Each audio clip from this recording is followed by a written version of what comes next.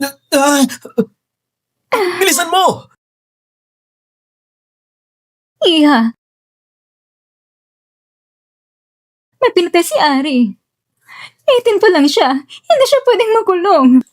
Magkasintahan kayo. Dapat mo siyang iligtas. Nakikiusap ako sa'yo.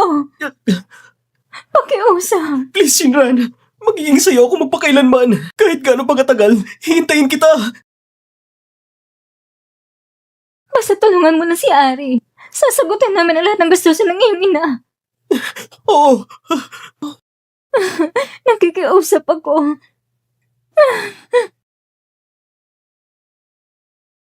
Ma, hintayin mo ko bumalik.